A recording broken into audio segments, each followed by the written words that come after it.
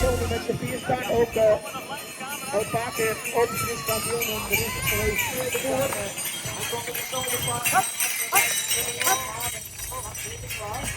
Net vaak krijgen ze de kans, maar in Burgum kinderen na volle snieën lang omlet belsliedenjager worden. Dit is voor ons de eerste keer dat we dit organiseren. Zo uit mijn hoofd weet ik dat het 12, 13 jaar terug in hinderlopen was op het ijs. Dus dit is wel heel bijzonder. Ja, dit is echt bijzonder dat dit kan op sneeuw. Een 20-tal menners met haren hinder en slieden door mij tijdens dit evenement. Ik heb gisteravond nog met de Schelling gebeld. Toen hebben ze nog deze slee op de boot gezet. En die heb ik vanmorgen opgehaald om hier te kunnen rijden vandaag. Dat is geweldig dit. Machtig mooi. Ja.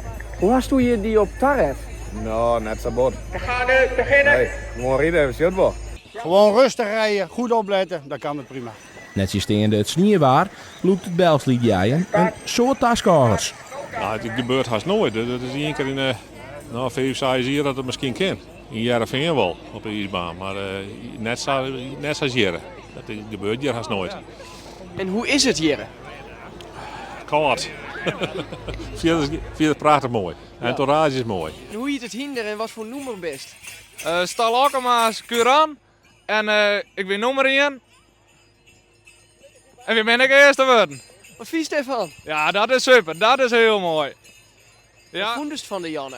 ja, we een hele mooie jongen. We moesten hier rennen door de sneeuwbuien, maar we hadden redden. En hier is sneeuw dat ik, maar dat maakt het alleen maar mooier. En hoe doet dat nou, een nummer 1 worden in dit waar? Ja, daarvan genieten en dat komt vanzelf wel goed. Jelte Hoekstra wint deze avondstrijd.